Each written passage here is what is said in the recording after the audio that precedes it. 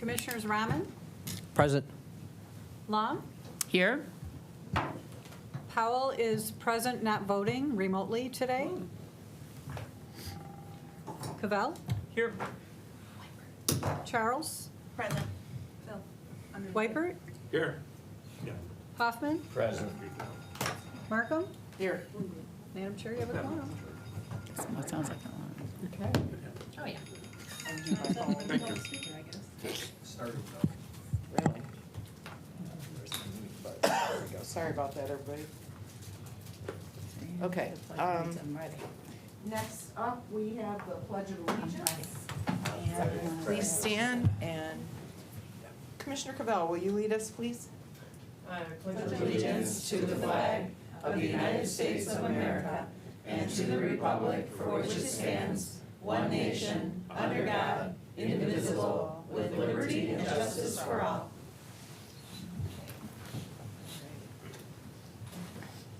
Okay, next we have approval of the previous minutes dated February 8th, 2023, for both the open and closed sessions, moved by Commissioner Long, supported by Commissioner Rahman. All those, let's prompt the vote.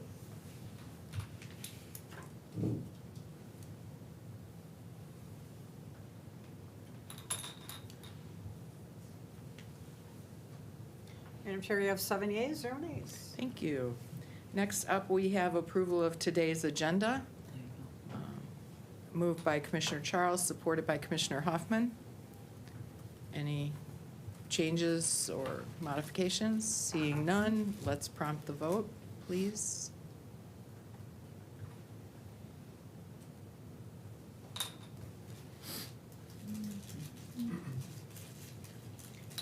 Madam Chair, you have 7 yeas, 0 nays. Okay, thank you. Next up, we have public comment. That's for anybody from the public who wishes to address the Finance Committee on anything that's on our agenda today. If you want to speak, come to the end of the table. 3 minutes. Is there anybody here who Right cares there. to speak? That little cutie over there. Yeah, she doesn't want to, okay. All right. Seeing no one, I will close our first public comment, and we will move on to item 7, communications. I need a motion to receive and file our communications. Commissioner Charles, supported by Commissioner Wipert. Any comments or questions on our She's here, communications before we move on? Well, Commissioner sorry, I Long. should have hit the request. Since she's here, what is the, I don't understand this little format. So is it 32 million that we collected? No, so. What's the total? This is only for, so I wasn't actually sure why this, oh, can you, Microphone. okay, microphone. Yeah, sorry, here. That's all right. Okay, so this is, I think, Commissioner Wipert's report. Is that right? Is this your report? Because this is only a few CVTs.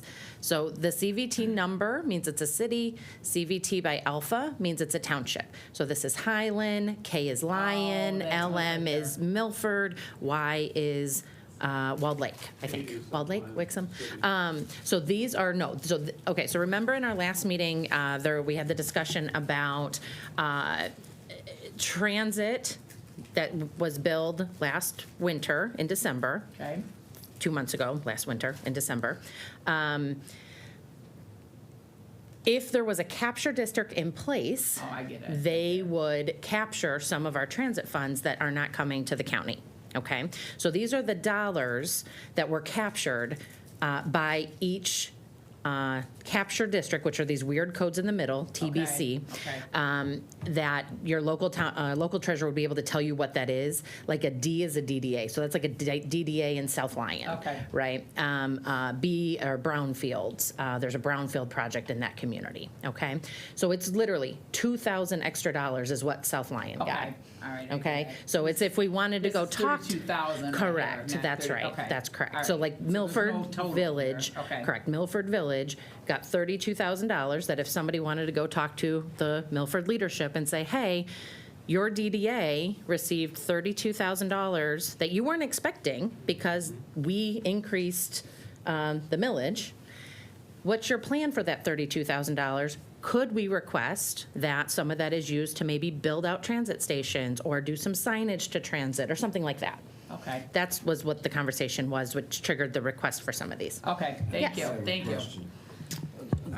Commissioner I Hoffman. assume one of the H's is Highland, as you Correct. mentioned. Yep, all three of them are Highland. Oh, they're all three Highland? All three are Highland, yep. So they have a DDA that has a baseline in 2001, one that's 2003, and then this IFT is a industrial facilities tax. So again, this is one of the reasons that we tried to summarize them for you instead of breaking them down to this level of detail, because it does get very confusing. Okay, well, Holly has a DDA.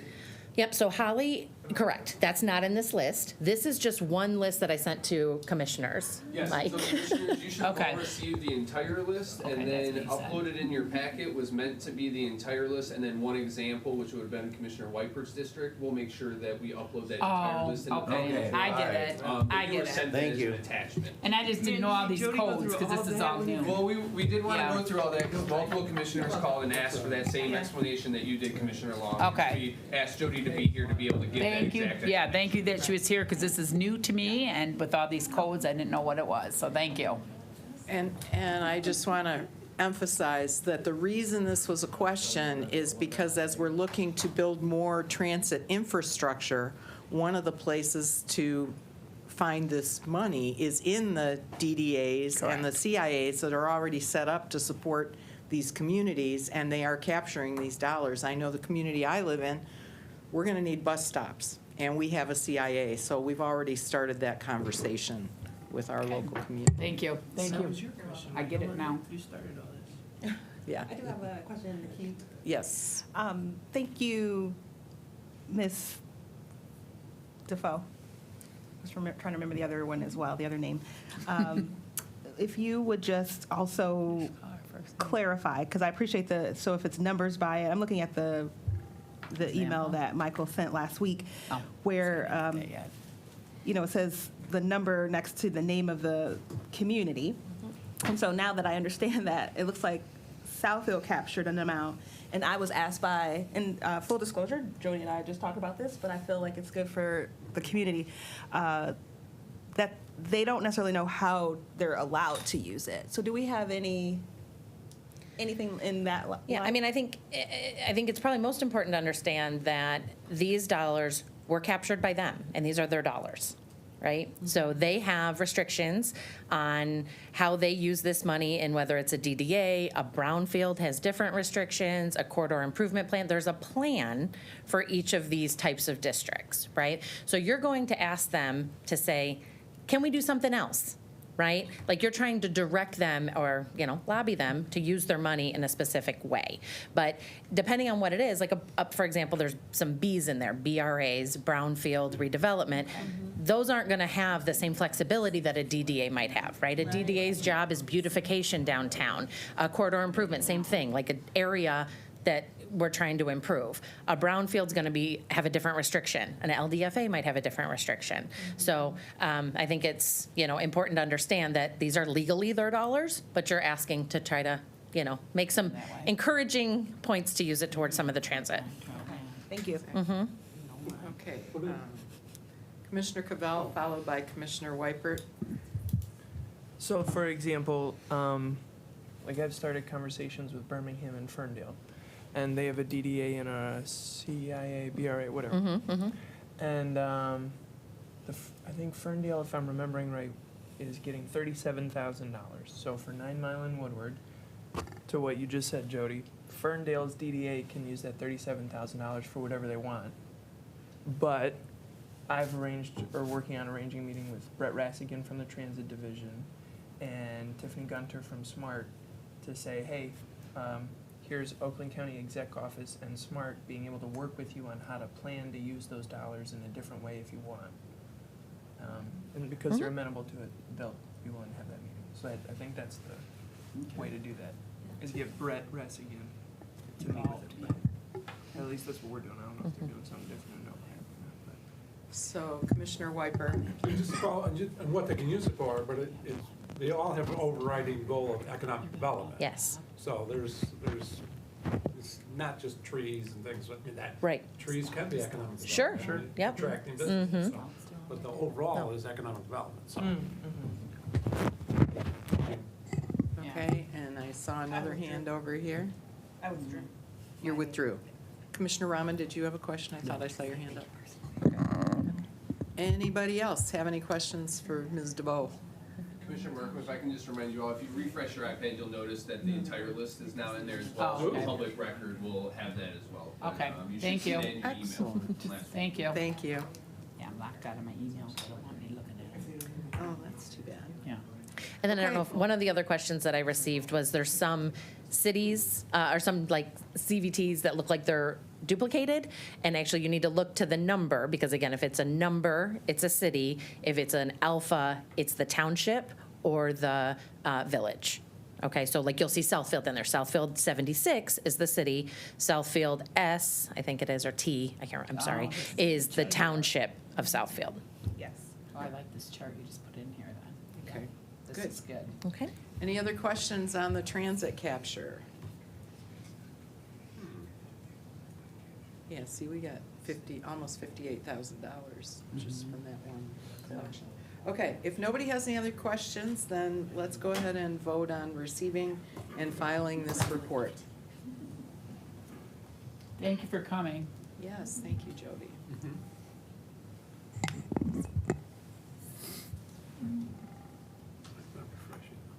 You have 7 yeas, 0 nays. Okay, great, thank you, motion carries. Next up, we also have Jody from the Treasurer's Office to talk about the quarterly investment report. So I need a motion. I'll move it. Commissioner Weipert, supported by Commissioner Charles.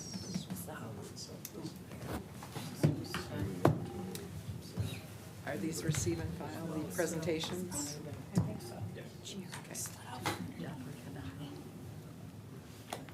Hi. Hi again. I feel like my job is now at the Finance Committee. Every meeting so far this year, we've been before you. So again, just by ways of introduction, Jody Weisler Defoe, Chief Deputy Treasurer. I brought our investment team with us, so you don't have to just hear from me today. So this is Natalie Neff. I think some of you may have seen her in previous years. Natalie has been with the county 24 years, 25? 31. Oh, my bad. 31 years, and is retiring at the end of March. So, yeah. Very excited. I bet. Right. Yeah, so we brought Natalie for a little historical punch, and then this is Paul Zelenak. Paul is our new investment manager. We were able to underfill and bring him in to train under Natalie. We, to be completely honest, did not expect to get somebody of Paul's caliber into this job, so we have been very fortunate to have him for 6 months.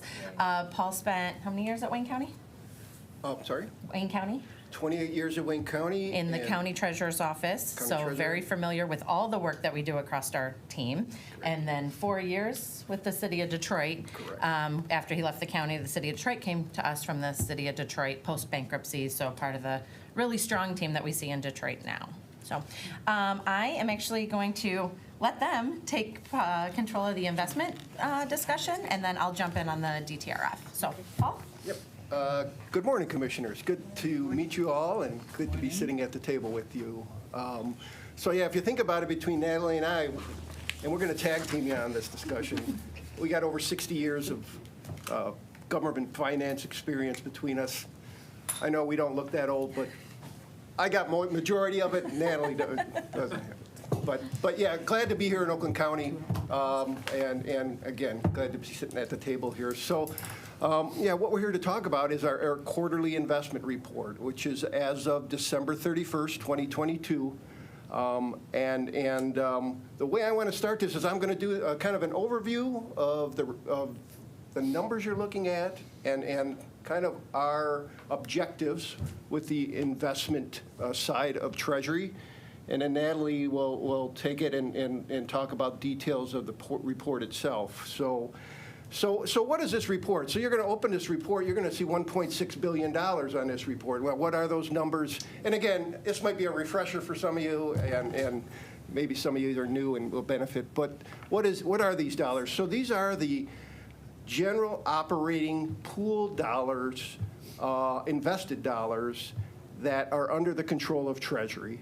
So on a daily basis, Treasury cash team looks at bank accounts, cash inflows, cash outflows, and says, hey, Paul, Natalie, we've got surplus dollars today of $10 million, or we have a deficit today of $10 million.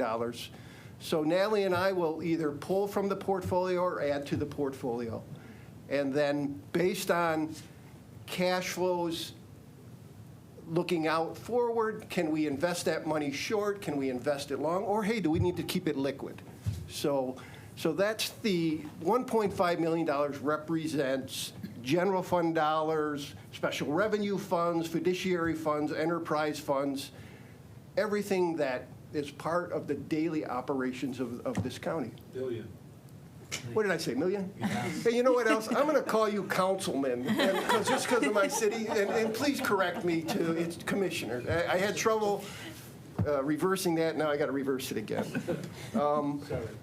So one point, though, there are no, in what we call the Oak portfolio, there are no retirement pension dollars in this. That is a separate portfolio, along with roads operating dollars. That's a separate portfolio.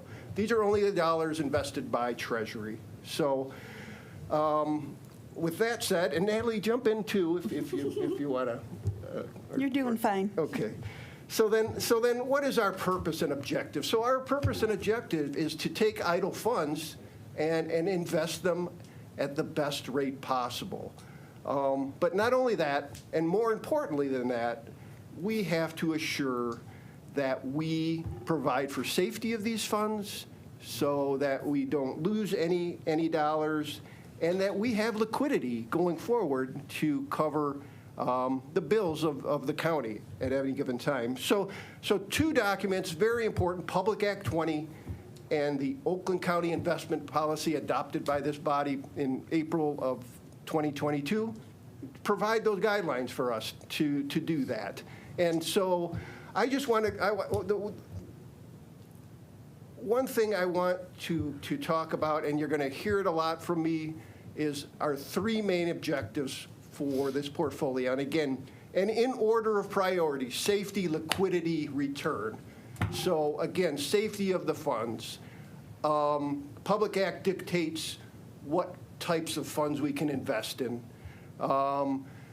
Diversification. So some of the things we do for safety, diversification of the portfolio. The investment policy puts limits on how long we can invest and how much we can invest in specific investments. Prudent investment decisions on our part. We utilize a market, what do I want to say, a list, a qualified list of broker-dealers and experienced investment advisors that we turn to say, hey, what should we be investing in now? What are the best Public Act 20 type investments we can invest in? We have a custodial bank account for all the funds. And we have a lot of internal controls to Treasury to make sure that I am accounting, that Jody can account for everything Natalie and I do at the end of any given day. So safety is number one. I can't stress that much more. But right along with that, number two priority is liquidity. So every day the county has money going out the door. Every other week we make payroll. Every day we pay our vendors. Retirement payroll, which actually comes out of general fund dollars, and we can, if you want to ask questions about that, because most important, and this rate's right up there with safety to me, most importantly, cash flows have to be reviewed, analyzed, projected, so that we know how we can invest. And the better we work and make our projections, the better we can ladder out the portfolio so that we're taking advantage of the best rates on the yield curve, which Natalie will talk about when we get into the report.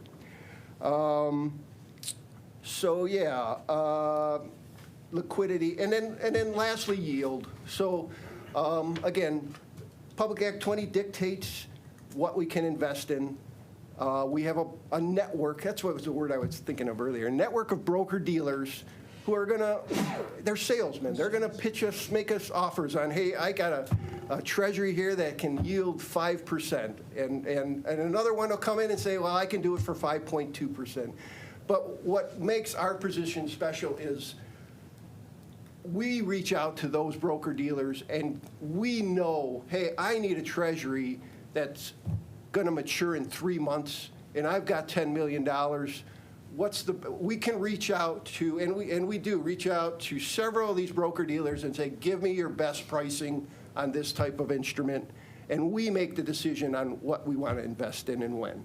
So, so liquidity, again, yield is important, but I got to stress, safety and liquidity are More important. more important than that. So that's kind of my brief overview. If you have questions before we move on to kind of Natalie's part, the only other thing I have is that, so reporting is a requirement of our policy and of Public Act 20, and that's why we're sitting here today at the table. The report you're seeing here is also available on our investor website, so that the public and anybody interested in doing business or borrowing money to the county would see there, and our numbers would be visible. And so what this report, those 3 objectives I just talked about, what this report is really trying to show you is that we are meeting those objectives, and that we're doing our due diligence, and we are in line with our policy. So yeah. Perfect. All right, so we'll let Natalie move into the report then. Any questions before we jump Yeah. in? Yeah, Charlie. Commissioner Cavell, followed by Commissioner Hoffman, followed by Commissioner Rahman. Yeah, just, okay. So $1.58 billion, and you must have mentioned this, but this is general fund, not ARPA? It includes general fund, it includes ARPA, Okay. includes property tax dollars, it includes, Basically everything except retirement and roads. that's right. Okay. That's right. It also includes the funds of our external participants in the local government investment pool. What does that mean? Oakland County, we run a local government investment pool, which allows our municipalities, authorities to invest their money with us.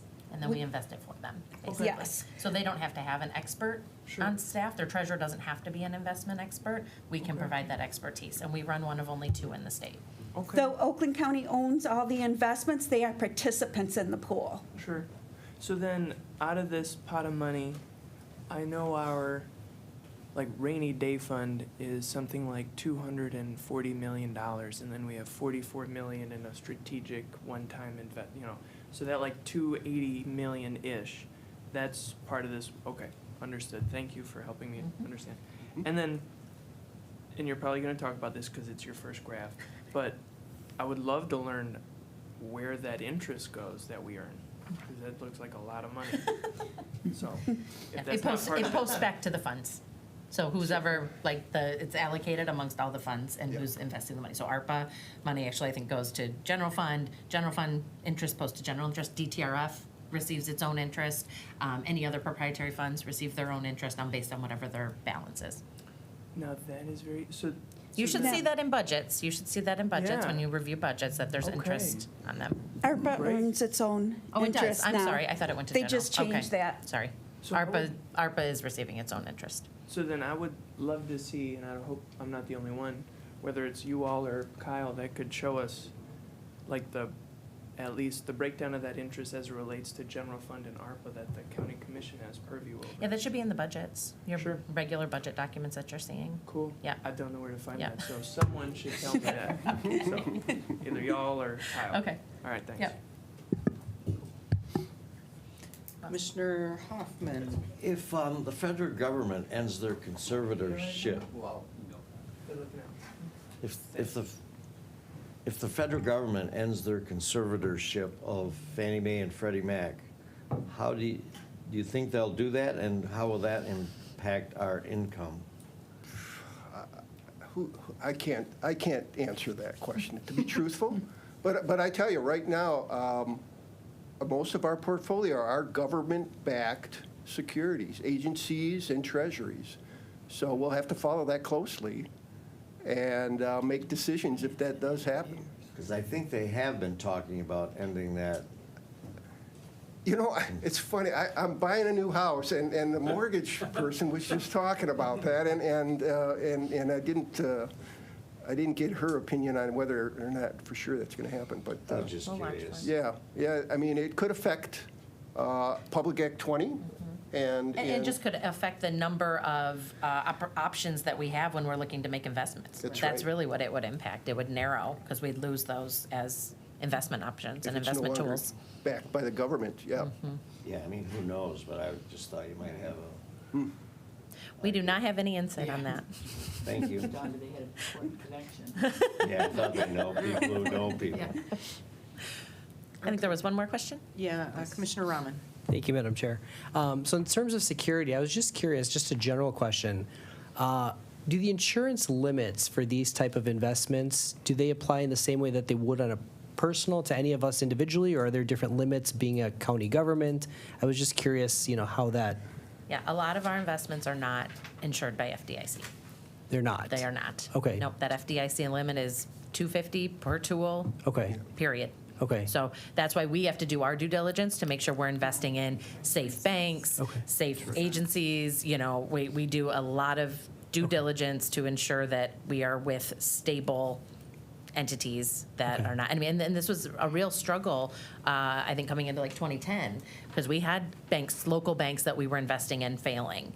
And, and when like new banks are started, we're like, we're only going to the FDIC limit. We need to see how you're, how you're managing, so. So what happens, like, I can tell you personally, I was advised against, and I don't want to get too into the weeds, but like T-bills and things like that.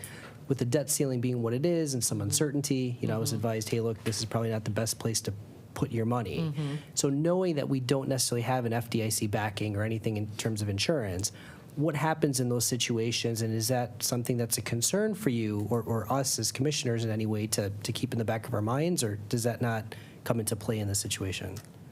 Have an opinion on that? I mean, I mean- we deal with debt ceiling about every 2 or 3 That's right. years. I mean, if the federal government defaults on paying back obligations, it's more than Trouble, Oakland right. County. I mean, we're going to be in a nationwide world of hurt here. So right now, I mean, the federal government is our best option as from the safety aspect of investments. And we do our due diligence on banks. There's certain rating agencies out there that we can turn to, and that actually rate banks from A to F of hey, this bank is doing great. They have this assets, and again, we limit what we have at those banks. Natalie does a great job of. And I will too, of keeping the money diversified and not having too much in any one specific entity. So that's all we can do. Diversification is our best protection. Fed, who knows where they're going with rates? We really got to just run the portfolio, what's best for Oakland County, and all these other things are definitely we got to pay attention to them, but. I mean, we've got to keep it moving forward, and so. I think that's the best answer we can give. Yeah. Thank you, I appreciate it. Okay, Commissioner Weipert. And I've emailed Joe over time and watched this. So what did 2022 do to us? I mean, the numbers, When, interest return. yeah, like everybody else, when interest rates rose so rapidly, we are still trying to catch up to those interest rates rising so rapidly. So at this point, are we lagging a little bit behind what's out there currently? Yes, but they rose so rapidly, so quickly. And I think that's also from a safety Yeah. reason, right? It's because Exactly. we were in safe, secure investments that we're not always chasing yield, right? If we were in investments where we could just cash out and jump over here, when the yields go down, we would be in a world of hurt, right? So I think it's important to also kind of just like keep that kind of overarching, right? Yeah. And if you look at if we start looking at the document and you look at page 2, the benchmark yield it really shows that, you know? It just shows how it's almost a straight line up with Fed raising rates. And these are the short-term 30-day yields, so it's going to be most affected by Fed changes. And then you see our portfolio is slowly turning, and it's coming up, but it's going to take time, you know? Yeah, that's when you're restricted to what you can invest in. And again, we're That's not right. always chasing yield. So, all right, you want to jump into the, oh, sorry. Yep. So, and I know on the SAFE, talking about the FDIC limits, you get the CEDAR program. right, Oh, sure, that's- yep. That's where you can ship it out, and they find a lot of different banks at the Right. limits, right, on CDs. And when it's made sense, we have participated in the CEDARS Yeah, program. Houston, yeah. But those were all low. Now they're- They were much Right. lower because they had to recoup the funds, yeah, the cost of the CEDARS program. yeah. Thank you. Go ahead. Sure. Okay, so if you turn to the first page, which is the investment report summary, this is strictly the operating portfolio, which is the working cash of the county. It contains county internal funds, and as I said, the external funds of the local government investment pool, or LGIP. The portfolio is designed to meet the daily cash flow requirements of the county, and it conforms to Oakland County's investment policy and PA 20, which governs the investment of public funds. So this first chart over here on the left-hand side is the interest earned. It shows a comparison of interest earned for the last 3 years on any given month. The next one over on, Let me just pipe in just one second. Okay. So you might see October is often lower than September, right? This is a little bit follows the tax cycle, right? So when we have more money, we make more money, right? So that just, you can see that's very stable throughout the years, right? It kind of rises on the same chart. There's different months throughout the year that we have more funds than other months. Okay, sorry, go ahead. on the right-hand side is the diversification of the portfolio and the different investments it's in. Directly below that gives you a diversification by investment type along with the percentages that we're invested in. If you move over into the middle on the left-hand side, you can see the diversification by maturity date, and that most of our investments are due to mature in the 1 to 2 year area. Directly below that, as Paul went through, is a yield comparison between the Oakland County investment pool and the 30-day T-bill. And historically, the whole 9 years I've been here, we have always been above the 30-day T-bill.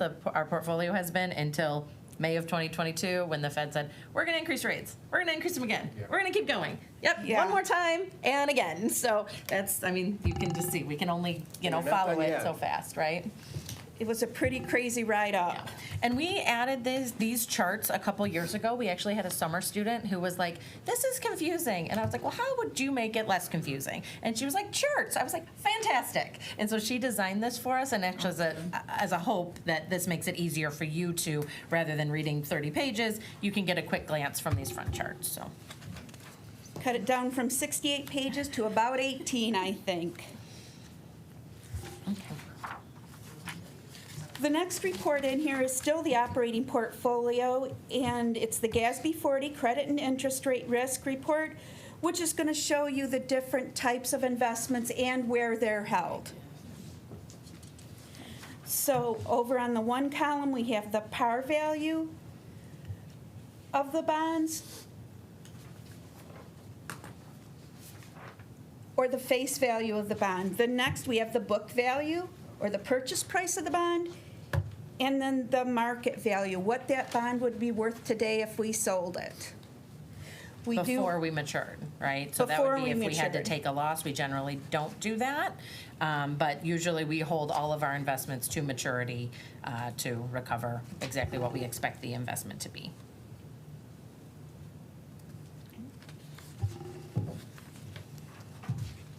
Okay, so that that's pretty goes- much it for the operating Yeah. portfolio. Is there any questions on that? Yeah, that's about 4, 5, 6 pages. It is. Yeah, 7. I will point out that all of our, such as our brokered CDs, our agencies, treasuries, are all held by a third-party safekeeper. And this helps ensure the safety of those various investments. I have Commissioner another question. Charles.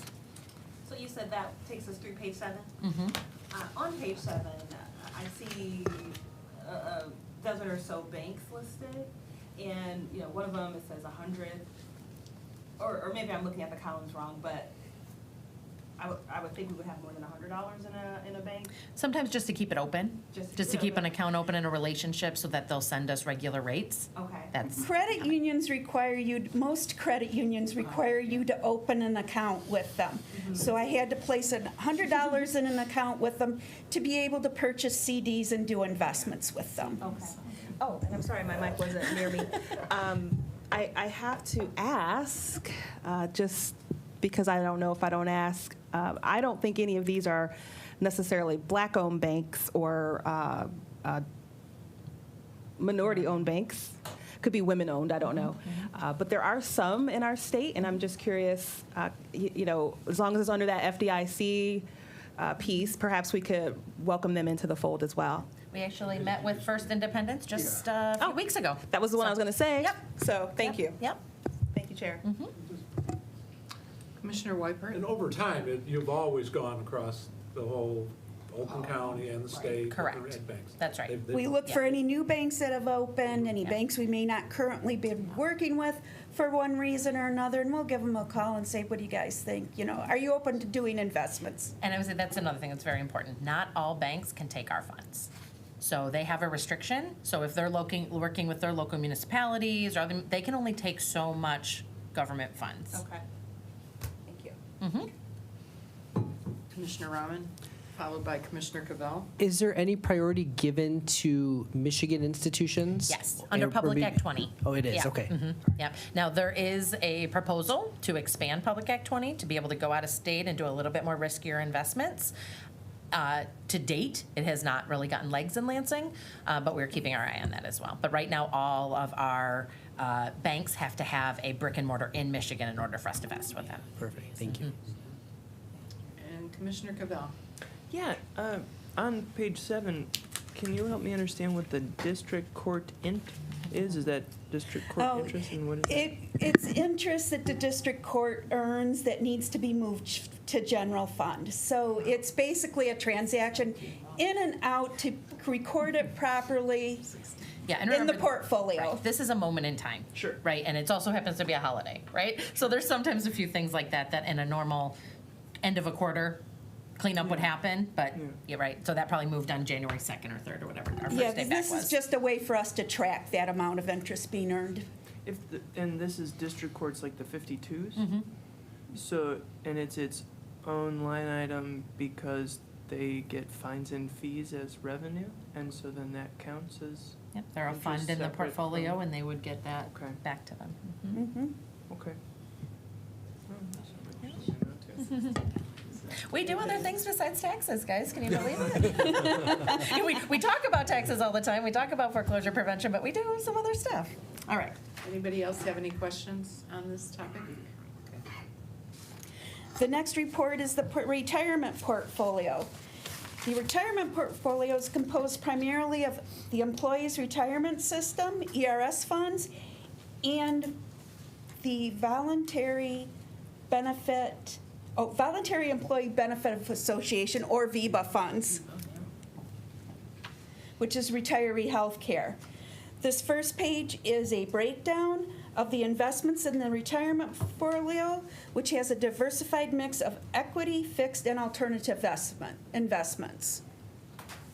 And that's also managed partly by the investment subcommittee of the retirement board.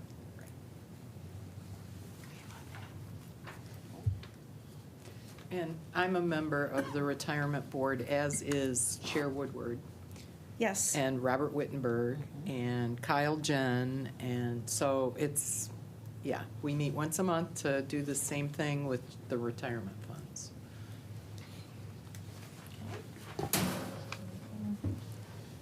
And if you'll notice on the bottom, it also lists pool portfolio. That is the cash on hand to cover expenses of the retirement system.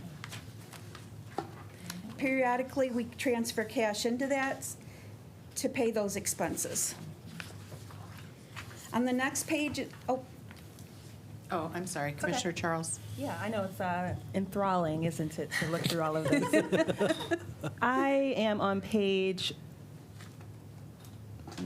2, under retirement. And so I was thinking, is this the same pot of money that is, like we all who are W-2s here, you get that statement with, you know, the various line items of the various accounts and what have you for your personal Yes. retirement plan? Yes, yep. This is all. These are those funds. It kind of leads up to this as a high level. That's correct. Very good. All right. And so it doesn't include your deferred compensation funds, it's more the defined benefit and retiree health care Sorry. that's involved in this portfolio. So not the 401. No. Okay, I'm wrong. okay. And could you say that one more time? The defined benefit, Defined benefits. Yeah, so people who have a pension, a traditional pension, that's these funds, and then the healthcare side. So 401 funds are separate from these. yes. Okay. And then in terms of a pie, how much of our pie is pensions? In terms of, If you look at this first page of the summary of investments by fund type and issuer, you'll see there's roughly 672 million in there at the end of December. 672 out of 2.1 billion. Oh, okay. And again, I think my question really is more of a April Lynch Lane in terms of HR and how much of our overhead costs ongoing go to Right. legacy costs, so Yep, that's different not us. department. Yep. Thank you. Okay, Commissioner Cavell again. And if you'd come when there was a busier agenda, I'm sure. I you know, would. right? But, so one, and I think we've heard this before from Chair Markham, but just to hear it from the horse's mouth or whatever. Our pension fund is how much funded, right? You know, Illinois has like a 40% funded pension. We have a what percentage? We are well over 100. Yeah, I can't give you, 117 was the last one? No, I'm looking at April, actually, she might know. No. 102, okay. Okay. 102, maybe healthcare, 117, yeah. It changed, yeah. the Healthcare is actual- higher. Yeah, healthcare's higher, so yeah, but definitely well over 100. Cool, that feels good to hear. That does feel good. Is there any consideration with this and in general with the, I guess, the short, I forget what the first The president. operating portfolio? There you go, thank you. With the operating portfolio or the retirement portfolio as to, I mean, I guess we talk about this with ESG when we do reviews, but what we're investing in and why, and then not just the economic, but the social return? I can speak to that a little bit. Cool. And It's and for let the me- before you retirement jump funds in, specifically. Yes, the retirement funds can look at ESG more than operating funds have very, very vanilla type of investments that are allowed about under PA 20. Okay. But the retirement funds have a little bit more flexibility that they can look at ESG a little bit. but we do look with the operating portfolio at their CRA rating. What are So they their doing to community put money involvement. back into the community? And we want to know that, not just for the state of Michigan, we want to know what it is for Oakland County. Sure, okay. Yeah, and I can say that we have had a very intentional effort to look at our investments in the retirement funds with an eye toward ESG. We have investment managers that manage our funds for us, and they come in and report to us every month. And we've had, for probably, I'd say, a year and a half, this back and forth that this is what we want, bring us funds that are that way. And they have started to make some adjustments in our portfolio. It was things like, you know, we don't want any Russian oil, we don't want any, you know, that sort of thing. And we don't have any Russian oil in our portfolio. But yes, there's a very intentional effort to move in that direction. Okay, So. cool. And So- Treasurer Wittenberg is you know, Yeah, very supportive. very supportive and leading in that direction, so. The summary of investment reports shows you the different investment managers and how much is held with each investment manager. This is tracked in the retirement portfolio. And we use Simpro to track all of our investments.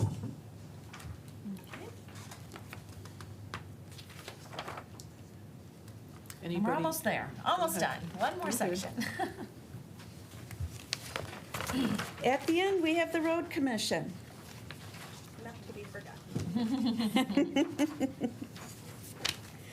So they tend to have most of our funds in the local government investment pool. They are treated as an external participant of the pool. We're made to sign off on the, that they could join the investment pool, that they had everything in line to do that, and they decided to place most of their funds, a good portion of their funds with us. So they're just like a local government, Correct. basically. Yep, that's how we treat them. Absolutely, Yep. yep. And then we pool their funds and make investments. And the next page is a breakdown of the different funds and the banks or institutions we use to hold those funds for us. After that, we have the road commission retirement. This shows, the first one is a chart, shows a breakdown between fixed and equity for the retirement, road commission retirement, and the next page shows the various investment managers that they use. I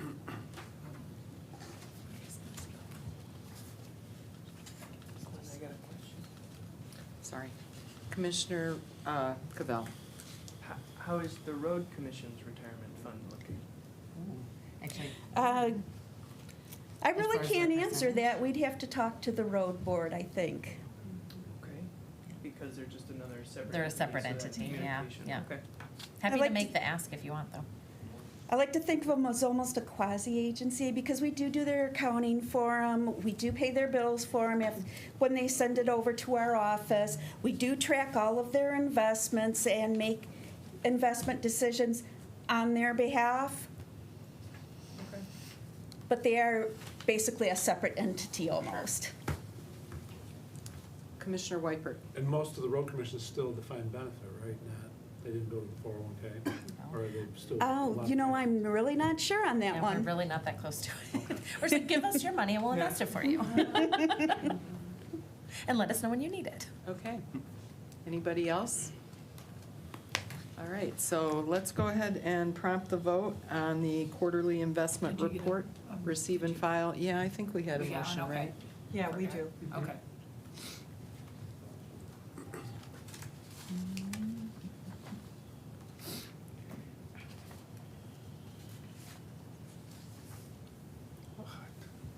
You have 6 yeas, 0 nays. Okay. All right. You're up again, right? You're up again with the delinquent tax revolving fund quarterly statement. So again, I need a motion. Commissioner Long, supported by Commissioner Weipert. Yeah, you can stay. All right, we're ready. All right, this will be much faster, I promise. It's also only a one-page report. So the delinquent tax revolving fund, you hear us all talk about it often. It's created under the General Property Tax Act. Its purpose is to cash flow our local units of government. So basically, each year, you get a summer and winter bill from your community. If somebody is unable to pay that bill, state law provides for a way for that community to not be quote-unquote injured.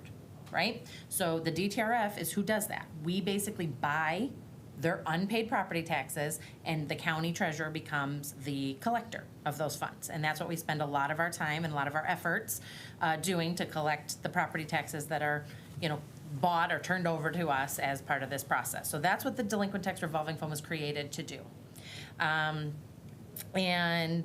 I think we've talked about this a few times. Our annual delinquencies have been pretty steady in the $60 to $66 million range over the last 5 years. Our team does track and trend to see what our delinquencies are going to be. We are currently, as of last week, we track it on the 15th of every month, we're on track to be $17 million lower. That may not hold, but we'll see. I mean, I expect us to fall somewhere in the $55 to $65 million range of delinquencies that's turned over to us. So basically, that's people who are unable to pay their property taxes in Oakland County. $55 to $65 million. Last year, we were 62. The few years prior to that, we were in the $66 million line. We've been as high as 150, long before my time. 155 million were our delinquencies in 2009. Yeah, I knew it was 9 or 10. Okay, so, sometimes we get questions as to, why do we have the DTRF net position and equity set at $200 million? That's why, right? I mean, as quickly as that 155 grew in 4 years, doubled, right? So, 2000, we don't need to go into the history, but regardless, this can change quickly, right? The economy changes, an employer leaves, and all of a sudden, a lot of people can't pay their property taxes. The delinquent tax revolving fund is there to keep our cities, villages, and townships operating. In school districts. Oh, and I'm sorry, all of our taxing authorities. Yes, I always just say CVTs, but it's all of our taxing authorities. The zoo, the art authority, everybody gets paid out through the delinquent tax revolving fund. Any taxing authority that's billed and not paid, they get paid through this. Okay, and then we call it a settlement process that we go through every year from March. It takes us until about May. It takes 2 or 3 months to kind of balance that and come to an agreement on what is allowed to be turned over, because there's a few things that cannot be turned over delinquent.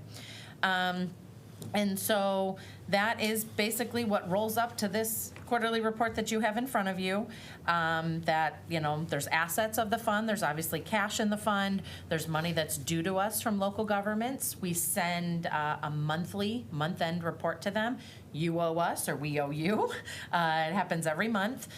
There's also adjustments that happen to people's property taxes. It can be that they got a value change approved by a board of review, or maybe their principal residence exemption was instated, or there's a variety of things that can happen that adjust people's tax bill. All of those adjustments also roll up into what we call our month-end report that can create a due to a local municipality or a due from the local municipality back to us, okay? There's obviously delinquent property taxes that are still owed, special assessments, interest receivables. On our liability side, we have costs, there's vouchers due to the governments, accounts payable. And then I think the important part of this report, though, is the net position at the bottom, that little kind of 4 or 5 item in the bottom. So, 211 million is what the net position currently is of the DTRF. We have set the county as a policy of that maintaining a $200 million position, okay?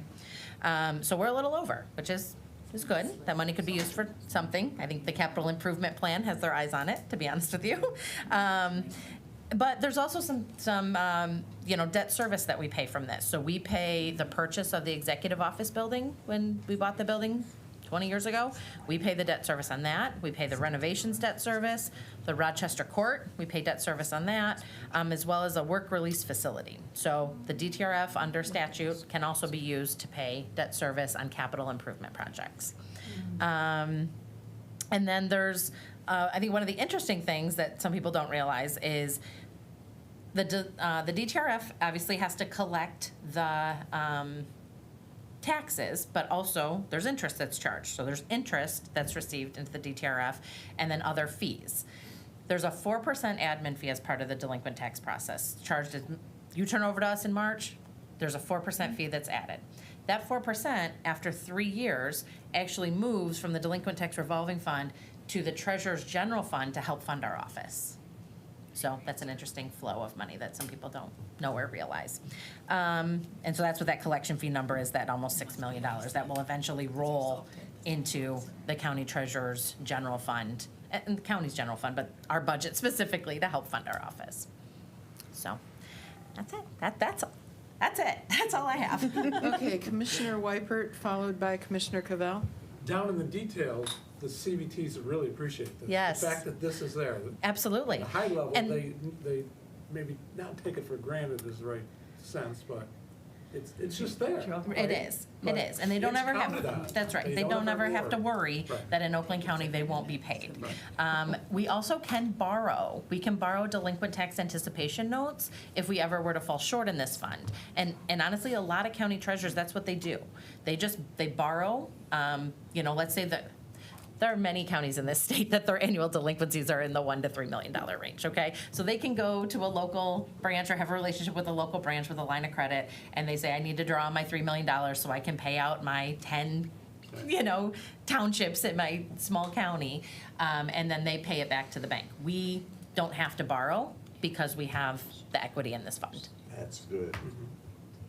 So, yes. Commissioner Cavell, did you have another question, or? Yeah, 2. And then Commissioner Rauman. So this, if I'm reading this right, the revenue was, for the year of 2023, was $10.5 million from various sources, like you had mentioned. Like the different ways that money comes into this added up to about $10.5 million. Am I reading that right? What are you adding together? The total operating Sorry, revenues help at the me. top left. Operating revenues at the top left. Is this what you're looking at?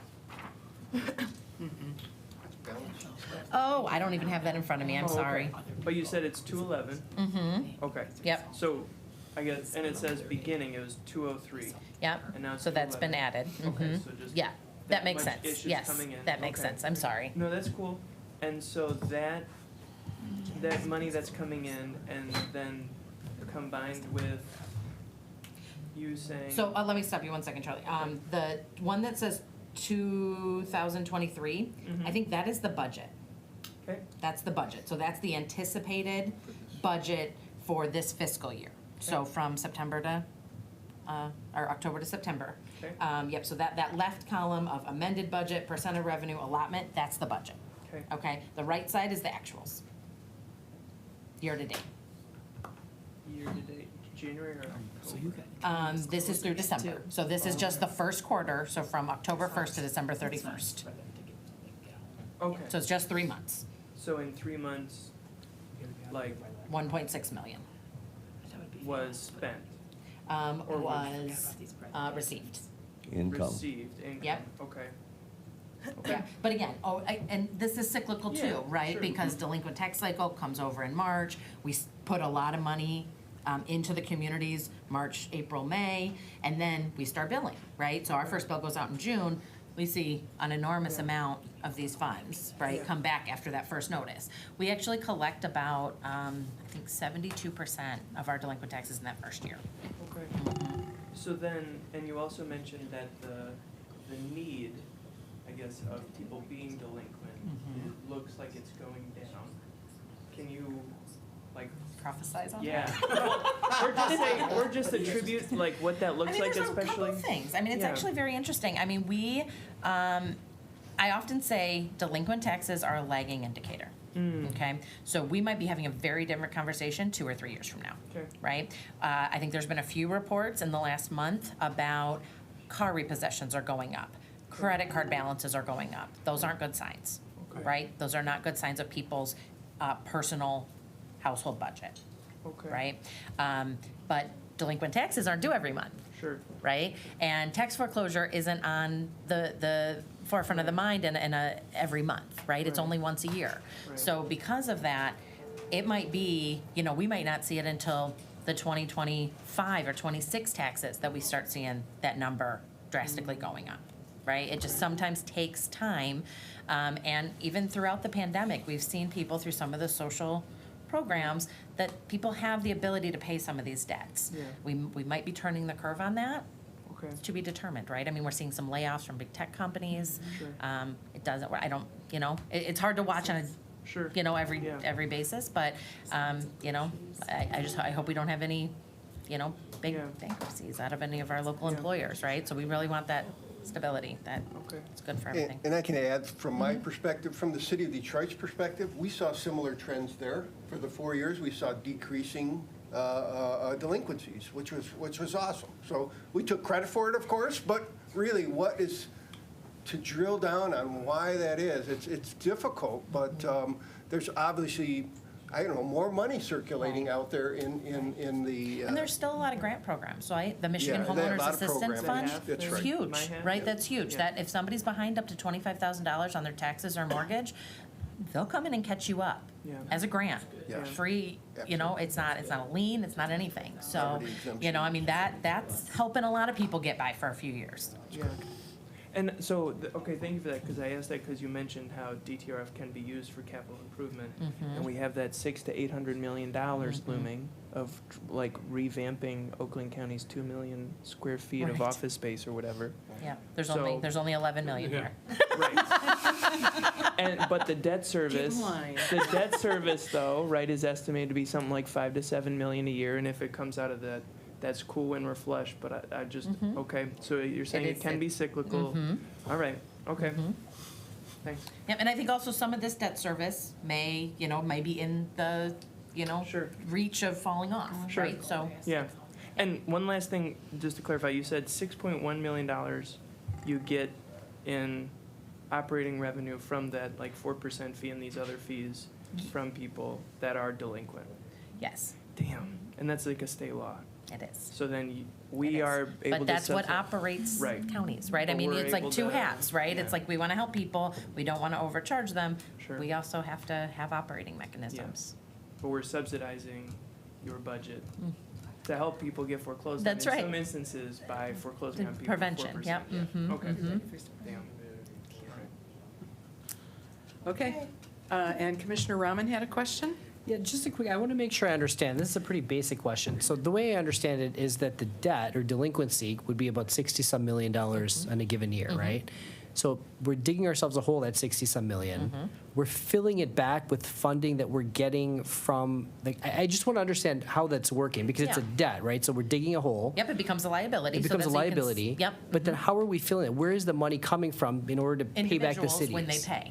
Understood, but when Yep. that hole is 60-some million dollars, it just kind of, we live with that hole until the money comes back in from the paying That's the point of individuals? the fund, exactly. So that fund, I guess, where did that money, the $211 million Yep. that we're looking at, Yep. is what's used to pay back the cities that are delinquent to make them par? That's correct. Correct? Correct.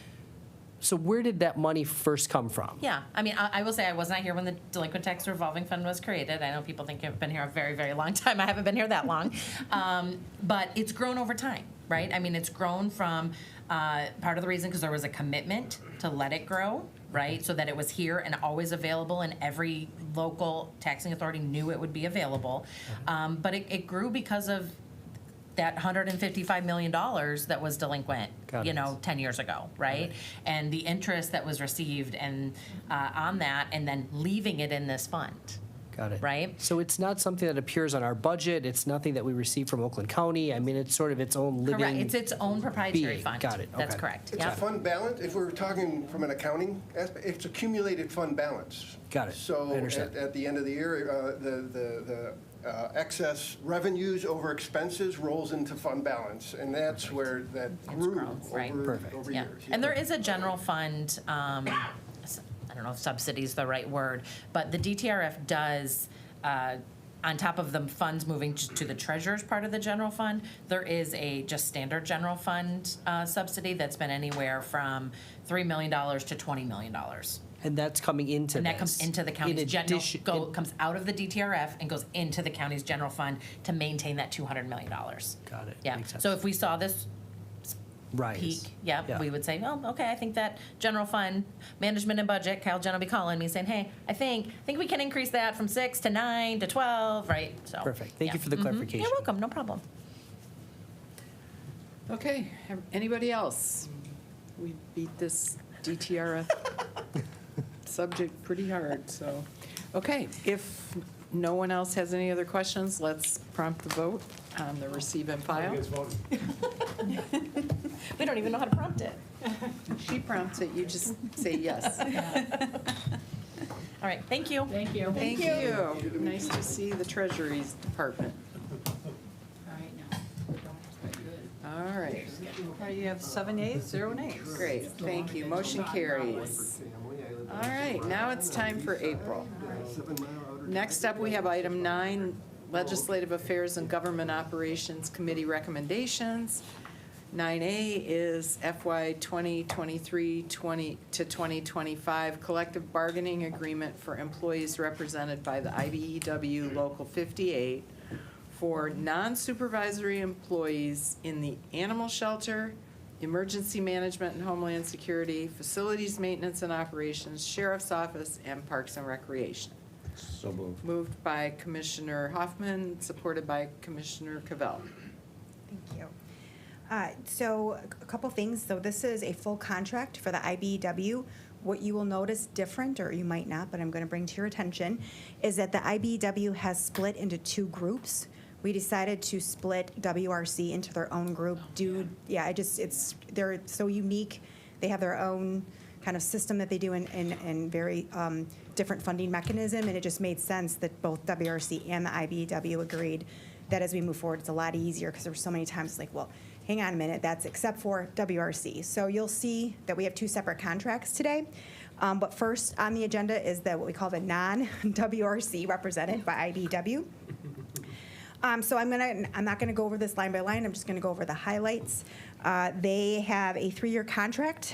They have a 3 for the first year, 3 for the second year, and a 2% for their third year. They also have what we call a me also for non-represented. Should we do anything higher, they would also get that as well. And then their wages, their 3% would be retro back to their 10/1 effective date for their particular for those particular employees. A couple other additions, we have increased $1 per hour for their mobile custodial worker. We have also increased their 457 match from $500 to $1,500, and we are providing a one-time $500 contribution to help encourage those members to sign up and join in their 457. It'll be a feeder for them, for those that haven't signed up, but then also help support those members who already have. So we're really excited about that, as well as we'll be doing a campaign with that particular team to really encourage them, to try to match as much as you can of that $500 and the $1,500 that we've raised too. We've shifted a little bit to try to encourage more CDL holders, a $500 bonus for those who want to get a CDL. We have addressed, like we did with the other unions, increased the death leave 5 days for a death of a spouse, partner, parent, guardian, or child. They've also agreed to the health care benefits of increase of the biweekly contribution to $10. Fiscal year, we have no changes, and then increase in prescription copays in 2025. And as the other kind of bigger item is we have allowed them to accrue comp time. If they don't want to, that they can use that or take the time and a half that allows them to have a little extra bank if they would like to do that. And just so you know, for the comp time purposes, it has to be used up in the current fiscal year, so you can't accrue or carry that over. And then we also updated some of the uniform allowance, and then in particular really focused on, in some of those areas, increasing their shoe allowance to make sure that we have people wearing appropriate shoes so they don't slip and fall, and that they're safe with what they do for their jobs here. So that's a overall summary of what you can see here. We had a lot of cleanup. We spent a lot of time with the IBEW and their business agent to really clean up some things that had been maybe a little less understandable throughout the year. So there's a lot of bullet points here that I won't go into, but just a lot of clarifications. Okay. I'll open it up to the commission, starting with Commissioner Long. Thank you, Madam Chair. So I did not get any phone calls from any of these divisions. So is everyone in general happy with this agreement? I think they voted on it, so yes. Okay. It's been Passed. ratified. All right, but there was no Yeah, a I think so. lot of things that weren't included. Everyone's pretty happy. I think so, yes. Okay, thank you. Yep. I believe so. Question. Commissioner Rahman. Thank you. So I'm all for, making sure that everybody's is made whole and we approve all of this.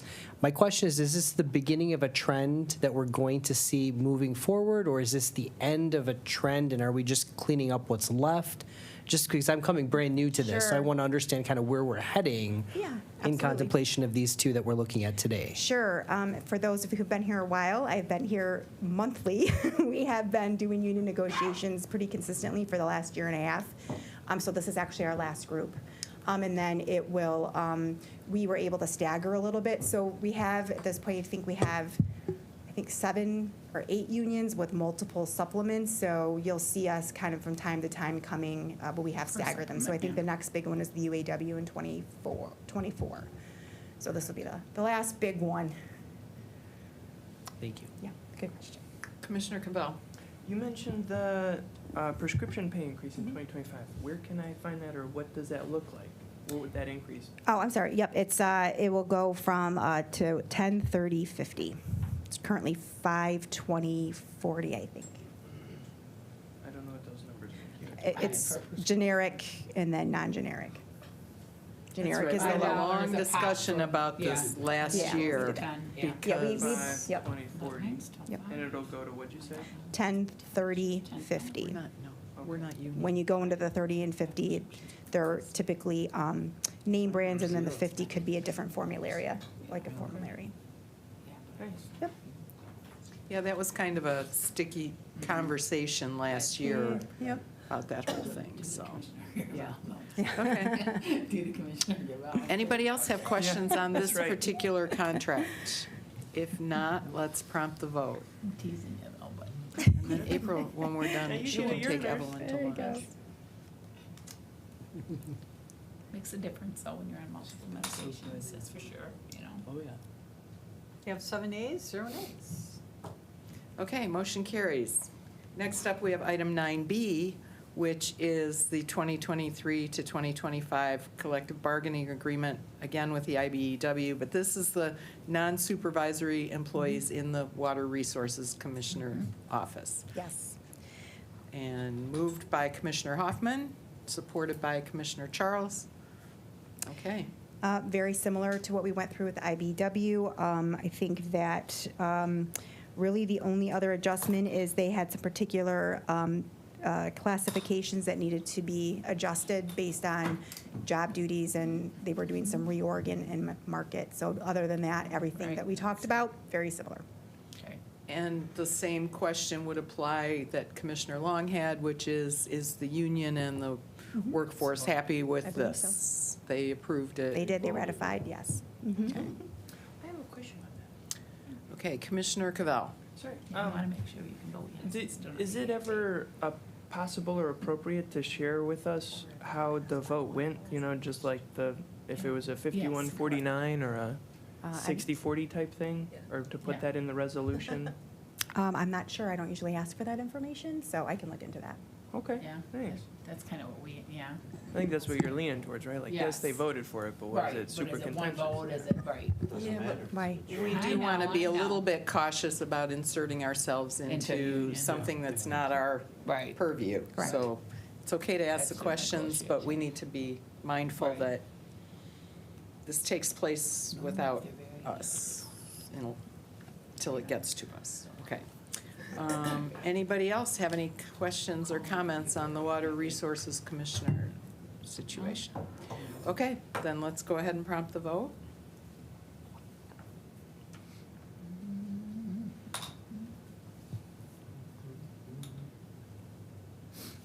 You have 7 yeas, 0 nays. Excellent. Okay, thank you very Thank much. you. The meeting? No, I didn't. Next up, we have our second public comment. Is there anyone here that would like to come before the board? Seeing no one, I will close the public comment. Anybody else? Commissioner Charles? Thank you, Chair. I just wanted to see if there's a possibility we can, over the next month or so, put together just a conversation with the proper people across the street as it relates to dental health care or dental care here in the county. It's just hard to even make any ends meet with what we're offering right now. And so I just feel like it's, people come into these desks to talk to our staff. They should be able to feel comfortable with what their teeth look like and not have to nickel and dime and figure out what they can afford and what they can't. And then are we actively making sure people know that prescription card is necessary? I went to get a flu shot, and they're like, you don't qualify. And I'm like, wait, I have insurance. And I walked out a little PO'd and got home, and then I was going through my wallet, and I noticed I had a little prescription card. But it wasn't helpful in the time, in that moment. And I just want to make sure, and yes, I am saying it because I know who's in the room, so that it does not get lost in the shuffle. But that's got to, I just need to make sure that other people are running You into have the to have a same. prescription, that card, is it the Yeah, it's a card. Two Navitus? The separate cards, Navitus right? one? Yes, it's Yeah. not, Is it- it's not totally clear. And I know if I'm having an issue as Other a people. board member, other people could be too. And you, Commissioner Cavell? if I could say, I went through that too, Yolanda, but I think we are facing the side effects of not having really good insurance before, so we don't know what that extra card's for. Because if I'm not mistaken, it's like extra goodie. No, it's not an extra goodie. It is you don't have that card, you don't get the prescription.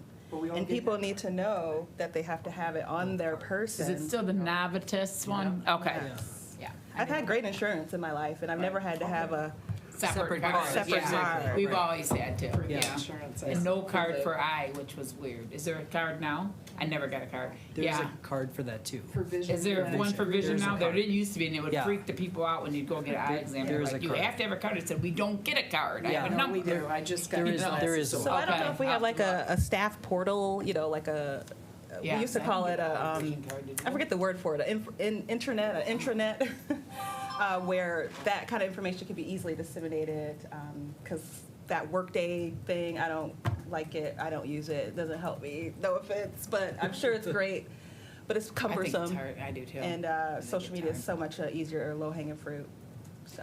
Okay. Maybe, could we consider having a presentation in a month or so about our benefits and what they are and how we get to them? The other Yeah, 'cause I think one it's I would hard. like some information on, or I don't find it easy to use, which is the prescription drug thing that comes through NACO. You know what I'm talking about? Yeah. So, if we. Because we're kinda- supposed to spread that out to people, but Right. how do we do that, you Right. know? No, and that's an excellent point. I think with Finance Committee, and we have other committees as well that address the policy side of things, I think what you would be requesting is that the LAGO committee take up a presentation to give the benefits, to give information on the benefits from the HR department or stuff like that based Yeah. upon that. And then if there's a financial impact to it, then you guys would be Right. addressing that as well. But Okay. I And the think NACO that thing the might call for update the this committee presentation, is so it to wouldn't- have the LAGO LAGO committee address that. Perfect. Okay, so that's what that But when I is. look at You got that in they the say, oh, Thank you. Commissioner Cavell?